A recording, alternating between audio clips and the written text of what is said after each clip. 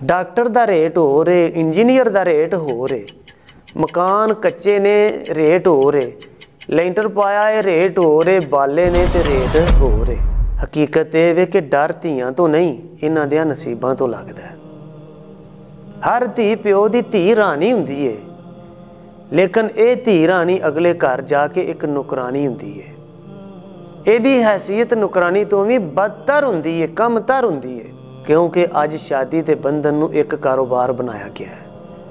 अक्सरीयत दे विच कोई मन्ने या ना मन्ने, नमाजी होवे या बेनमाज होवे, पेंडू होवे या शहरी होवे, हर किसी ने शादी दे इस रिश्ते ते बंधन नूं एक कारोबार बनाया है।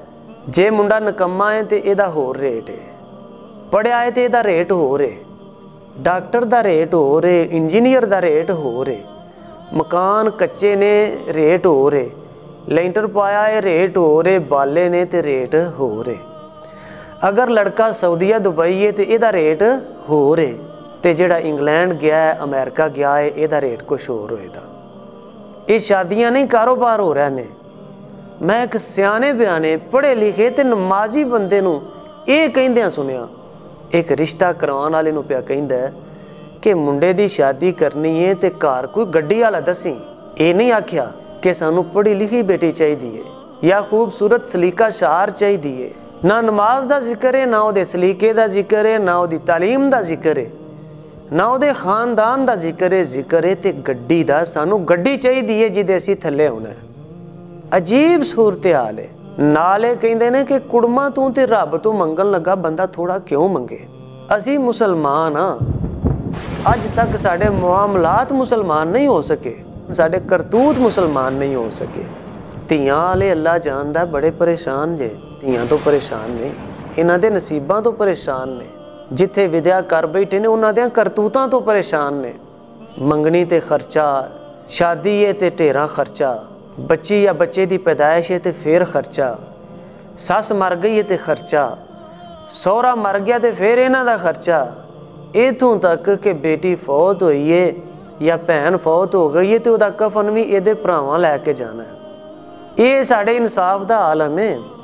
हजूर सल्लल्लाहु अलैहि वसल्लम ने तो फरमाया कि आप खा तो बेगम नूं भी खुआ, आप पहन तो बेगम नूं भी पहना, तेरी बीवी का खर्चा तेरे जुम्मे में। असीं आने नहीं, ये पेकियां दे जुम्मे में, ये नुकरानी साडी है, काम साडे करे, सस सहुरे की खिदमत करे, देवरां जेठां की खिदमत करे, उच्ची साह लैन दी इहनूं इजाजत नहीं, हांडी दे विच नमक मिर्च घट वध करन दी इजाजत नहीं, अपनी मर्जी दे नाल उच्ची साह नहीं लै सकदी। साडे घर इस तरह रवे ते खर्चा अपने पेकियां तो लियावे। जदों जाए सूट लैके आए, जदों जाए कोई खर्चा लैके आए, अपने वास्ते भी लियाए, साढ़े वास्ते भी लियाए। हजूर फरमाते ने किसी की तबाही वास्ते इन्ना गुनाह ही काफ़ी है कि जिन्हां दा खर्चा ये जुम्मे सी ये उन्हां दा खर्चा रोक लवे, ते जेड़े बीवियां नूं खर्चा नहीं देंदे, उन्हां नूं पहनण नूं खाण नूं नहीं देंदे, उन्हां दी दिलजोई नहीं करदे, दसो कल उन्हां दा की हाल होवेगा।